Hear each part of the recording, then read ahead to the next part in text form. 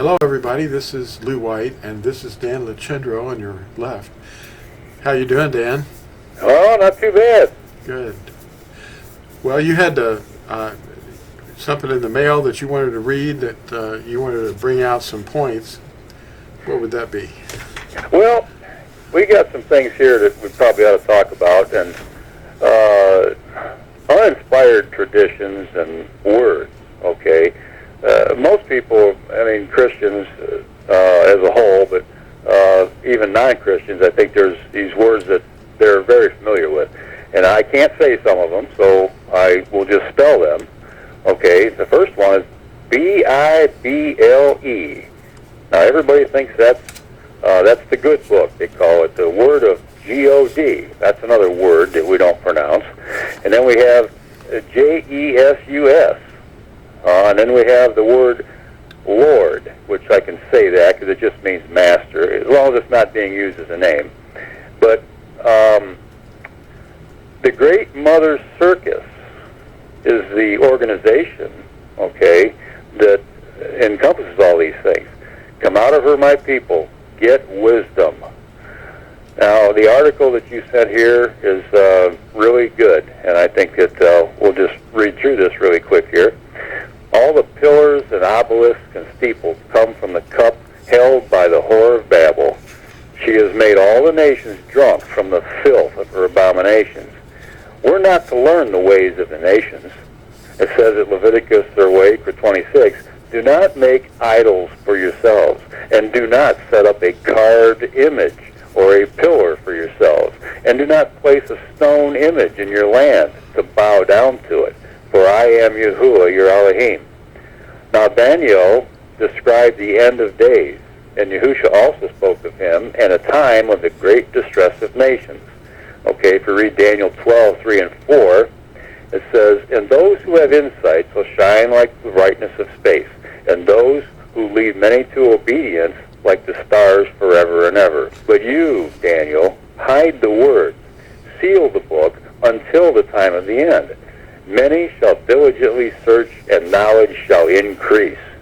So let's look at this. World History Encyclopedia. The word BYBLOS was the ancient port city of Gibal. Okay, it was called BYBLOS by the Greeks, on the coast of the Mediterranean Sea in what is today Lebanon. Pagan temples were located in coastal ports to exploit sexual tourism. Worship of the zodiac, in other words, host of heaven, in their services was sexual, and this produced an overflow of unwanted children. Infanticide was the sacrificing of the children we read about in Leviticus 18. Today, we hear teachers refer to the BIBLE, which is a word originating from one of these fertility deities. BYBLOS is the name for one coastal city, because papyrus was one of the principal articles in its trade. The Greeks took the name of the city as their word for book, which was spelled B-I-B-L-O-S. And from their word for books, named R-B-I-B-L-E. Okay, it was, in the Greek, it was Ta B-I-B-L-I-A, which means the books. The temple of BYBLIA gave the city its name, and also the book, now referred to as the BIBLE. It is uninspired. Now again, folks, I know that word may hurt some people, but it is uninspired. Another source says both the city of BYBLOS in Phoenicia and the city of BYBLIS in Egypt were named after the female deity, which is spelled the same way. This idol was the granddaughter of Apollo, the Greek pagan sun idol. Now, BYBLIA was also a name for Venus, who was an astral Goddes and one of sensuality. Okay? That was among the ancient Greeks, of course.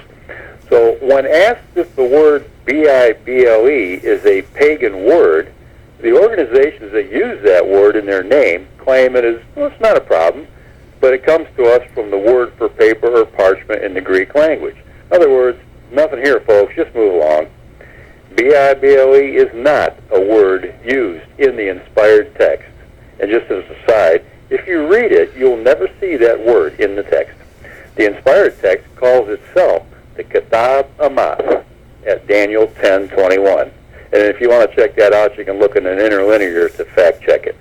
And what these words mean is the writing of truth in Hebrew.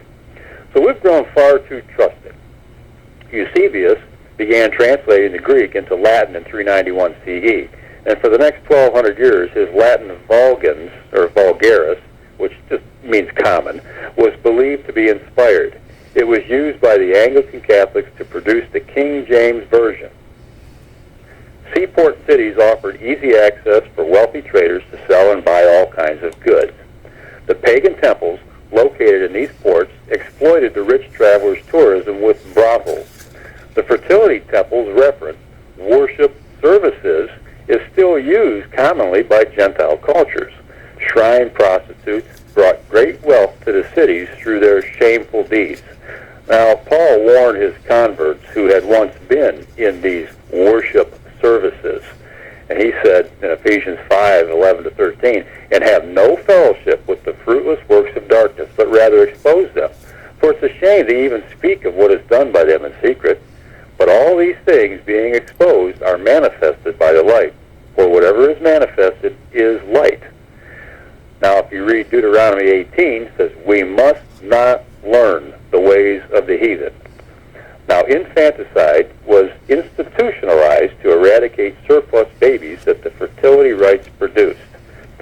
Babies were burned in the belly of, well, Santa Claus? Pretty much the same thing, of M-O-L-O-K, in a ritual. Abortion is the modern M-O-L-O-K worship. Now, J-E-S-U-S, well, that's an uninspired word also. It's a word of recent origin. J-E-S-U-S is less than 500 years old. The letter J was invented from the Greek letter iota.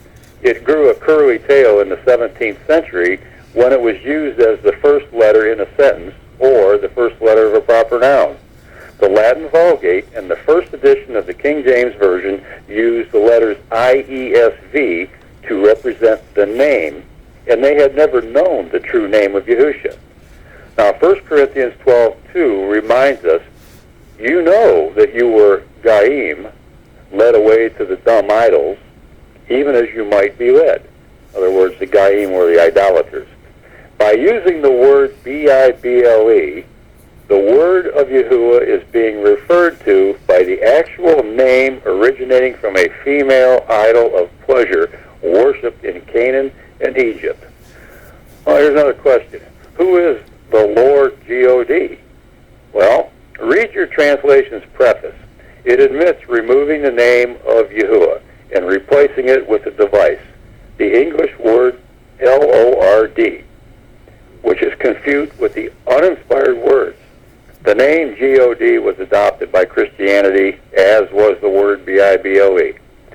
God, common Teutonic word for a personal object of religious worship, formerly applicable to superhuman beings of heathen myth. On conversion of Teutonic races to Christianity, the term was applied to the Supreme Being. Now, that's in the 1945 edition of the Encyclopedia Americana. Now, Exodus 23:13 says, in all that I have said to you, take heed, and make no mention of the names of other mighty ones. Let it not be heard from your mouth. So, let's prove what we claim to believe. Live by every word that proceeds from the mouth of Yahuwah. Now, I thought that was pretty straightforward. I mean, it kind of just lays it all out there, and it gives a lot of food for thought, because the modern-day vernacular today among Christians and other believers, they don't realize what they're saying. And whenever you say these words that are of pagan origin or the names of pagan deities, you're bringing recognition to their names. That's not something that pleases Yahuwah. Absolutely, yeah. It's a tough thing for people to just stop doing things that they're used to doing from their youth, because once they stumble over the truth, their youth and all their habits have more power over them than the current truth that they've stumbled on. Well, it's a form of being hypnotized, okay, by teachers in the past. We were raised in this culture, and we think that what we've been taught, is true because, well, they study, they must know what they're talking about. But it's a rude awakening when you do some study for yourself and you find out, wait a minute, all this stuff was wrong. Yeah. And it's hard to change that behavior. Yeah, we can. All we can do is hope that Yahusha will quicken us and wake us up, and we can, with His power and His indwelling Spirit, receive discernment, and His authority will throw out all this junk out of our minds. Yeah. Yeah. Absolutely. Well, and here's the thing, too, we got to keep in mind, we were once in that boat that was sinking, and the people that we encounter that are having the same problem, that are still in that boat that's sinking, we got to be gentle with them and remember that it's not us, it's Yahusha working through us to quicken their minds, to get them out of it. Yeah, it's the ministry of restoration to favor. And we Right. just have to make sure we're gentle with them, and we respect them in their errors, but we don't respect the errors. We just say, well, we have to show you something about what you're doing and saying, and And if they're receptive to it, that's wonderful. If they're not, then, well, don't beat them over the head with it. Just, okay, move on. Yeah. Because their argument isn't with you. Their argument is with Yahusha's Spirit. The truth. Yep. The Spirit of truth, yes. Mm-hmm.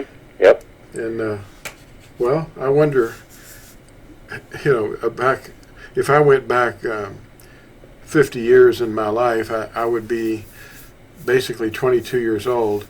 And even if I myself came back and met myself and told myself these things, I probably would think, oh, that's crazy. Yeah. At first. And then it's going to be violently opposed, and then finally it'll be accepted, as obvious, Yeah. I often wonder what it would be like if we'd been taught the truth from the beginning and knew His name and heard and understood His commandments, and then suddenly somebody came along and said, Yahusha is not really His name. We're going to change that to J-E-S-U-S. Well, why would you do that? How can you explain that? It doesn't make sense. No.